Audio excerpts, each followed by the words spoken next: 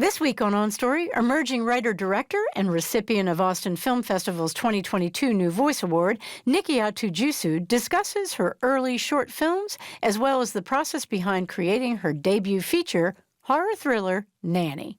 Some filmmakers would say, I think Cronenberg has a quote about filmmaking being very expensive therapy for filmmakers. And so, I was sorting out what it meant to be first-gen American in a culture that is very xenophobic. I think Black immigrants occupy this in-between space of being both Black and immigrant that is not talked about a lot. Jusu expands on both the career and creative steps that led to her film's breakout success. I'd love to get to know about your start with storytelling a little bit. What drew you to stories and maybe more specifically film and visual narratives? I think if you're lucky in this life, you stumble into your passion. A lot of people are still wandering through life unsure of what their passion is. And I feel like my passion found me in the sense that I was not thinking, first-gen American, Sierra Leonean immigrant parents, nobody's going to say to you, you can be a storyteller when you grow up, because that's not tangible. And so I was a voracious reader as a child. I grew up in a household of voracious reading, and my mother, in between the jobs that she did, including domestic work, self-published 2 novels that she just was passionate about writing. So it was around me.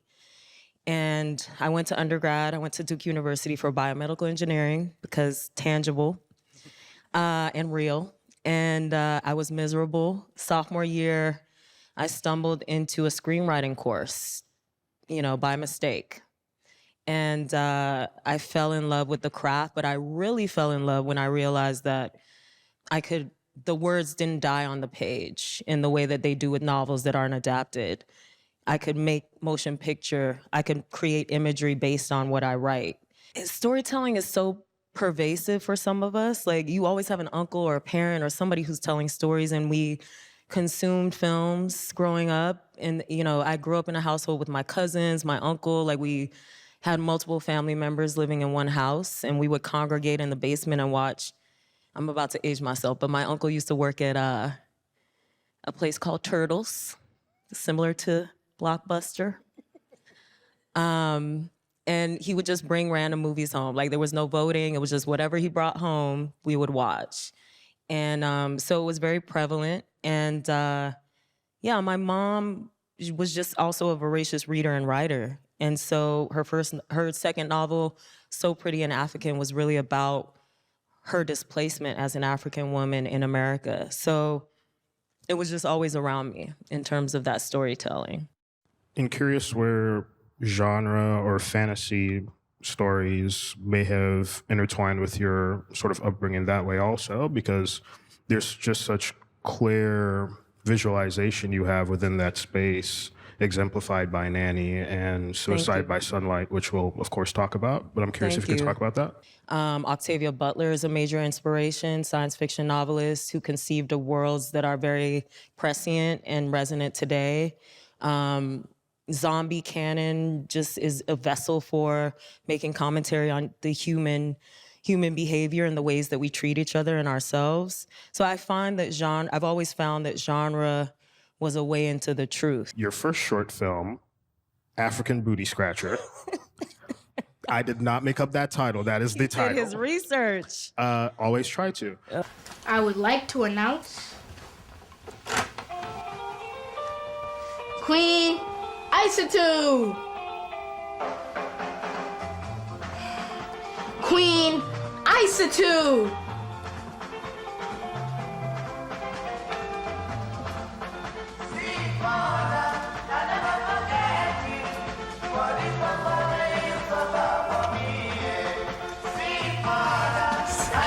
Basically, it's about a young girl who is going to prom but doesn't want to wear traditional African wear like her mom wants her to.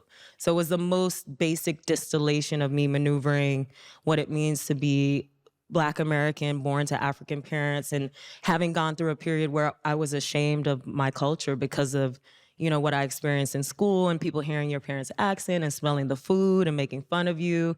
And so it was like, you know, all filmmaking, some filmmakers would say, I think Cronenberg has a quote about filmmaking being very expensive therapy for filmmakers. And so, you know, I was sorting out what it meant to be first-gen American in a culture that is very xenophobic, especially, you know, I think Black immigrants occupy this in-between space of being both Black and immigrant that is not talked about a lot. And so, you know, I grew up around a lot of African diasporic people, and it was an experience I wanted to see on the screen. But with regards to Flowers, what was it like developing that narrative? It felt so raw and powerful, but also personal in a way.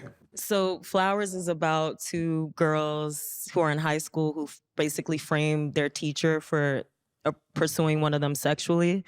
So it's a thriller, revenge thriller with two Black girls at the lead framing their teacher.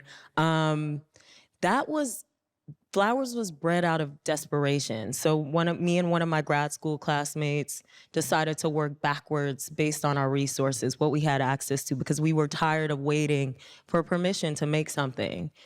I was teaching, she had access to a DP that she really liked who had amazing equipment at the time. And, you know, we worked backwards from that and we made a short film that was experimenting with the thriller space, you know, with two young Black girl protagonists and who were crafty and funny. And it wasn't about being a Black girl. It was about two girls getting revenge on a teacher.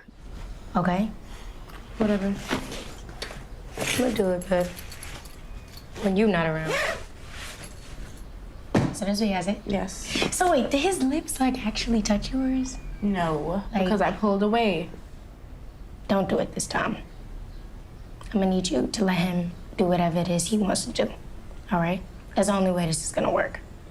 And then we moved to Suicide by Sunlight. What did you feel like you were exploring with those characters, especially the protagonist and the mother? Suicide by Sunlight is a short film about daywalking Black vampires who are protected from the sun by their skin, their melanin. And so I knew I needed to hone in on a singular character who existed within this world that I was crafting. And I was very inspired by Octavia Butler. She has a novel called Fledgling. And so that was the springboard. I was like, daywalking Black vampires. I got nominated for a grant called Through Her Lens, through Tribeca Film Institute and Chanel that nominates a handful of women filmmakers every year, and you compete for the grand prize of, I don't even want to say the number because it gets less every year. And I wrote Suicide by Sunlight, the short, after having gotten nominated for this grant. I had the feature ready, I had the series ready, but I wasn't getting the support. So I wrote this proof of concept short film based on the bigger world so that I could garner attention to the larger world that I wanted to create. And so Suicide by Sunlight, the short film, has been really good to me. Langston, they're my girls too. Langston? Enough.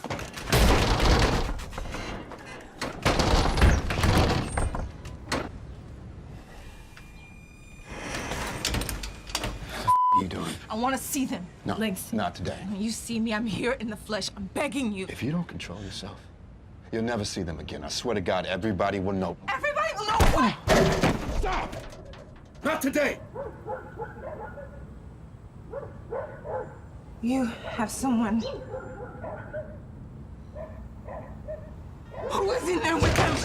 One of the things I loved about Suicide by Sunlight and Nanny within the context of your filmmaking career is there's such, at least to me, a clear world building through line. And it seems like you really became interested in building up worlds and mythologies. I love world building. I love science. You know, I still have that biomedical engineering background in terms of thinking about everything being grounded in fact. And so what I love about Octavia Butler's work, for instance, on the page is that no matter how fantastical the world is, she grounds everything in science. And in the same way, like melanated day-walking vampires, you know, melanin, having additional melanin protects you from the sun in a way that it doesn't with people, you know, with less melanin. So fantasy is a conduit for for truth. There's so much truth that is so rich in terms of fictional storytelling and fantastical storytelling. So I love to ground things in that. All of that informs strong world building because you have to have an internal compass that's like, okay, the audience is gonna ask why this character was able to break this rule and this doesn't make sense. So you're trying to get ahead of the audience in that regard in terms of really strong world building. But I also assume my audience is intelligent. And now moving into Nanny, it's awesome to see some of the support you got from the industry and the development stages or process tied to that. And I'd love to give you an opportunity to speak to what it was like to go through the Sundance Writers and Directors Lab with the project. I was lucky enough to garner the attention of Sundance, who has been pivotal in my trajectory because they elevate artists who the industry has ignored, but they elevate some of us to a degree that the industry can no longer ignore us. And that's what happened with Nanny. Had we not won the grand jury prize for Nanny in January of this year, I do think that I may have been buried because we were one of the few films that didn't have distribution going in. So Sundance has been kind of like a guardian angel for my trajectory. And Tribeca Film Institute, Creative Capital, Rooftop Films, these are all independent granting resources that support historically marginalized voices in this industry. The industry is just even now, I'm just like, I don't know what kind of career I want to have in the industry because the industry is it's a separate way of thinking about filmmaking. Hollywood there's a reason why most of my influences are not American. 1 and 2 and 3, let's go!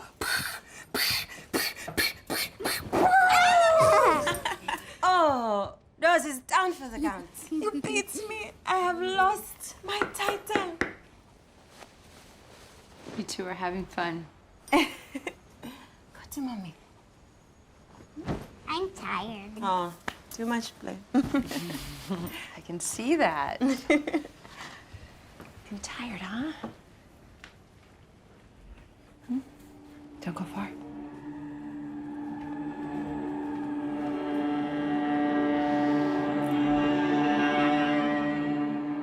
Anna Diop is an incredible force, I feel like, in this film, obviously because of the nature of the film as a character study. What was the journey like to find her? Was she always sort of the ideated person you had in mind? And I'm curious what it was like to create that sculpture of that character with her on set. When I was writing Nanny on and off for 8 years, I was not thinking about anyone specific outside of my mother's story. So I knew I had to write it loosely enough because, you know, the beauty of being a writer-director is that you have your producing hat on at all times. So you know you're not writing something that you can't afford. Or you start to understand what you can't afford on the page. And the script truly is a springboard. If you treat it like a Bible, you're going to suffer as an artist. So I knew I had to write this West African woman without specifying a country because my financiers had to approve who the lead was. This is not just me being nitty-gritty. This is other people's money. So when you're using other people's money, you have to answer to other people, and you should hope that those other people are aligned with the way that you see the world. I wanted someone who was at least first gen like me.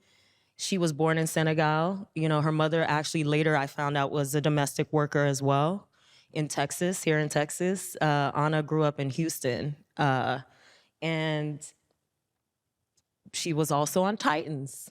So it was not an impossible sell for my team. That's a really unique intersection, to be African first gen, have that authenticity, and also be on a mainstream show that people can see and say, okay, she has a little buzz, we approve her. But most importantly, Anna was willing to audition. I'm never going to be the filmmaker who is going to say yes just because of a person's name. You know, this A-list system is sucking a lot of independent filmmakers dry. So she was down, she did the audition. I had people sending me offers only, like, we'll only take this role, offer only, we're not auditioning. I ignored those people and I went with the people who are willing to go through the process with me because I know what I want. And so most importantly, we did chemistry casting. So once I locked Anna in, I casted her with the Maliks, and I casted her with the Amy's, and I casted her with all her different co-stars, the options, because chemistry is important to me, and I can tell when actors are on the screen, like counting down the seconds of they're kissing each other, but it's like 5, 4, 3, 2. I've seen so much stuff where the chemistry is 0, and so I wanted people who actually resonated with each other. And she's gorgeous. She takes up every pixel of every frame. And, you know, the luxury of her being able to act as well was like, I couldn't, you know, she was a clear choice. Work until you die. The American dream, right? So like, I told you about pulling on my edges. Sorry. Have you thought about going back? You know, to live. To live? Where? With what money? What are you talking about? I know. Nigeria has definitely seen the last of me. I'd rather be a slave in America than a slave in Africa. At least here, when you walk, you see the money. You mentioned your mother as sort of a key point in cultivating this character and, in a way, the bedrock of who this character is. Were there other women who came to mind? So many women. I mean, a lot of our communities are upheld by the women, I think. No, not I think. It's true. No shade. No shade to anyone. But, you know, women do a lot of the invisible labor of upholding communities. Disproportionate domestic labor, still having to participate in capitalism, putting your body through childbirth. It's a lot. And so I'm surrounded by brilliant women. I've always been surrounded by brilliant, hardworking women with agency who are not victims. And so I never wanted to portray a victim. I wanted to portray a woman who is surviving a system that was never meant for her to thrive within. And so when people ask me, like, how did you focus the gaze on her? Like, this is organic. This is what happens when you usher in new voices into the industry. We reflect a different way of seeing the world because this is the way we see the world. But in terms of this being a film for mothers who are systematically excluded, domestic work has always historically been one of the most accessible forms of labor for Black and brown women. And it is work that is made invisible by a society that doesn't value essential workers or essential work. So, you know, having a mom who was going into other people's homes, I was always worried. Like, how are they treating her? Who are they? What is she eating? You know, how are they talking to my mother? I love my mother. I adore her. I'm fiercely protective of her. And it's odd to me that we live in a society where people don't think that they have to respect the person who is caring for their child. Like, that's dangerous. This person is raising your child. This person is potentially cooking your food.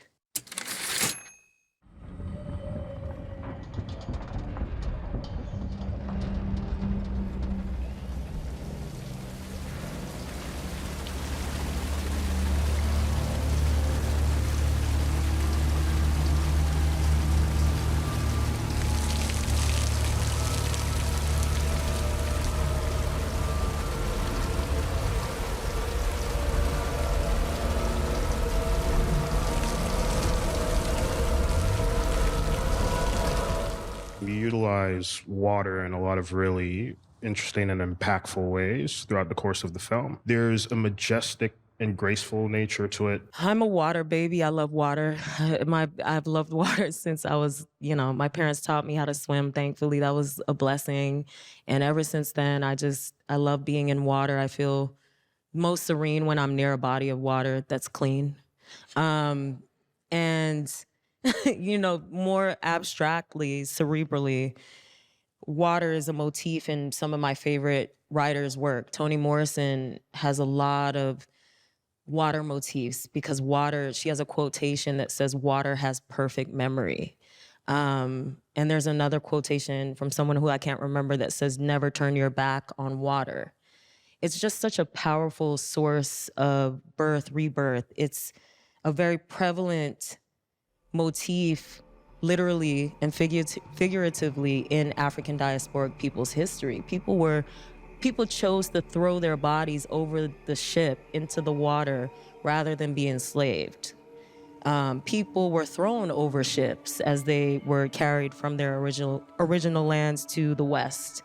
So water it means something different, I think, to people who have been forcefully removed from their original lands.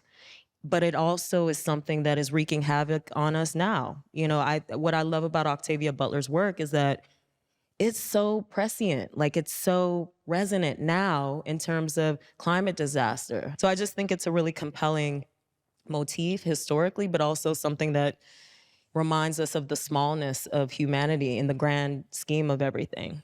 What was it like shooting those scenes? Oh, those were the hardest scenes to shoot.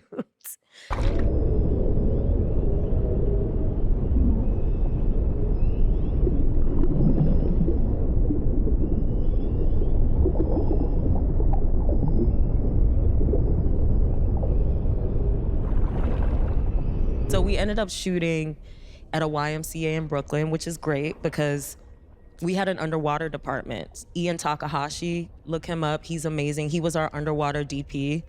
And Rena Yang, my main DP, had like a walkie.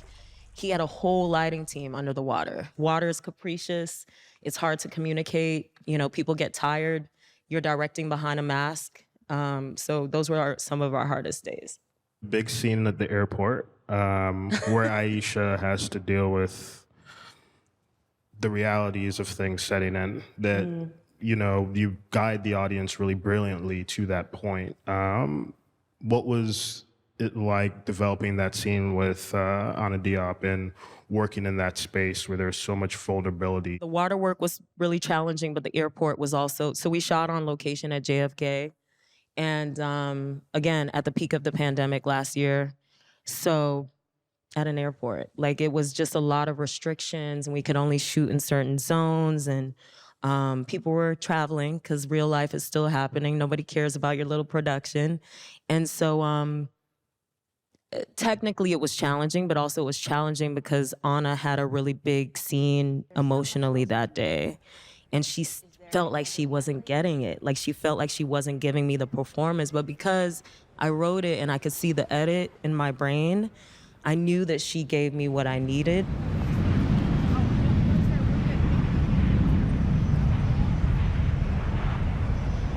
There are a number of shots within the film that really stick out with that in mind. For example, when she's jumping into the shower and you have her framed and we're seeing her back and her hair is beautifully laid out, almost like a spider in a certain ways. I love non-traditional framing. I don't always need to see a full face.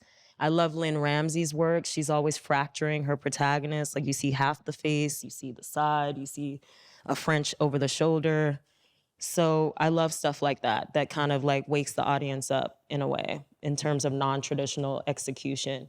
This quote is something you also said, write the story you can't shake, that you can't stop thinking about. And you've heard sort of variations of that from other creators. What about Nanny had such a hold on you? It's a very personal story, you know, it's a story of the women in my family. A lot of the women in my family did domestic work, but it's bigger than that. It's like, these are women who had their own dreams and their own aspirations and their own passions and had to put all of that to the side to survive. So this is not something that was hard for me to make. This was something I felt like I had to make before I move on to vampires and zombies. I'll advance you some of the money till we can figure this out. I'm sorry, things have been a little tight around here for everyone. It is not an advance. It is what I am owed. You've been watching Nikyatu Jusu, a conversation on Story. On Story is part of a growing number of programs in Austin Film Festival's On Story project that also includes the On Story radio program, podcast, book series, and the On Story archive, accessible through the Whitliff Collections at Texas State University. To find out more about On Story and Austin Film Festival, visit onstory.tv or austinfilmfestival.com.